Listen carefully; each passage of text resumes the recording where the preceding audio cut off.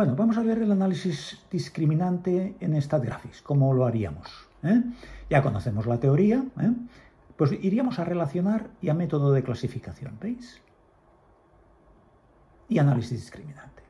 Aquí pondríamos, vamos a intentar establecer un procedimiento para clasificar, para establecer mecanismos para clasificación en estos tres grupos que tenemos, estos tres grupos de pacientes: controles, demencia Alzheimer, demencia vascular. Muy bien, cogemos todas las variables cuantitativas y hacemos la selección.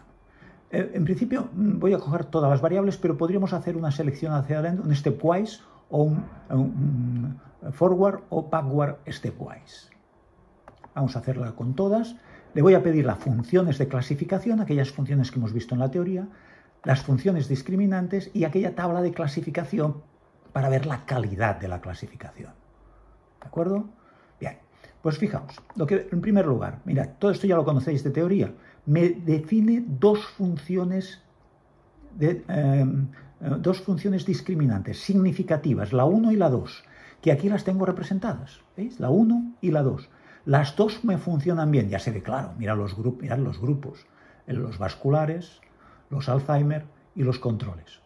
Fijaos que la primera función me ayuda a separar entre demencia y control, y la segunda función discriminante me permite visualizar la separación entre,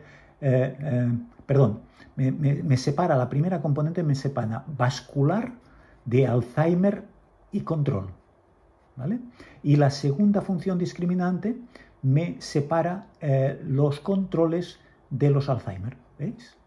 ¿De acuerdo? Este puntito de aquí que me aparece así es el promedio. Este puntito que veis aquí es el promedio de cada grupo. Aquí es claramente separado porque son tres grupos de individuos desde las variables que hemos analizado, sobre todas las variables de Mini-Mental, volumen del hipocampo, son claramente diferentes. Más cosas que hemos visto, bueno, pues la función de discriminación, la función discriminante, son estas de aquí, las dos. Aquí me lo hace con las variables puras y con las variables estandarizadas. ¿De acuerdo? Ahí sin estandarizar. Aquí estandarizadas y aquí sin estandarizar. Pero aquí lo importante es los coeficientes, para ver la importancia de como componente que es, como macrovariable que es, como función de discriminación que es, para saber si está a la derecha o a la izquierda el valor, pues ver cómo juegan las variables, igual que hemos visto en componentes principales, para ver si está a la derecha, si está a la izquierda, qué quiere decir. Lógicamente, si está más a la izquierda es que, digamos, tienen menos Mini-Mental, tienen más Mini-Mental, para estar a la izquierda la función discriminante. O sea, de alguna manera, me está separando en función de estas funciones discriminantes. Repito, no vamos ahora a interpretar, simplemente quiero que veáis cómo se obtiene lo que ya conocemos, que es fundamental en la técnica. Y finalmente, la función de clasificación. ¿Veis? Hemos dicho que para visualizar la clasificación, para ver cómo la clasificaríamos, aplicaríamos a un nuevo individuo, para decir, no lo hemos diagnosticado y de alguna manera decir a qué grupo pertenece, sabiendo todas estas variables que tenemos, pues aplicaríamos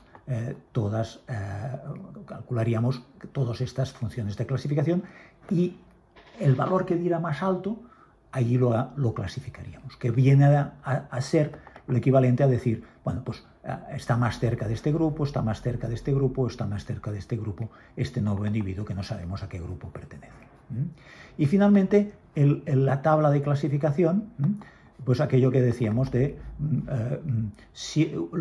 hacer una clasificación con individuos que ya en realidad están clasificados, pero ver la calidad de, como hago ver que no sé si son Alzheimer, si son controles, si son vasculares, y aplico la técnica que acabo de generar, ¿no? Y me dice que la clasificación es del 100%, o sea, es una clasificación buenísima, Ha funcionado perfectamente el mecanismo de clasificación, ¿de acuerdo? Si ahora quisiera hacer un stepwise, bueno, pues le diría que me hiciera, por ejemplo, una selección hacia adelante Y entonces ahora, fijaos que me coge solamente los minimentas y el volumen del hipocampo. Me sigue haciendo un mecanismo muy bueno de clasificación, una gráfica de funciones discriminantes muy buenas, las dos funciones son muy buenas, la clasificación es muy buena y el método de clasificación sería este. Interesante porque entonces con 3 variables ya tenemos bastante. Con estas 3 variables tenemos bastante para hacer el análisis. Esta es la ventaja de trabajar en un stepwise, porque economizas y sobre todo también ayuda a que el modelo sea más sencillo y por lo tanto los errores estándar de las predicciones de los coeficientes sean más bajos y esto gana en calidad el análisis. ¿De acuerdo? Pues yo creo que aquí lo podemos dejar. Ya habéis visto el mecanismo.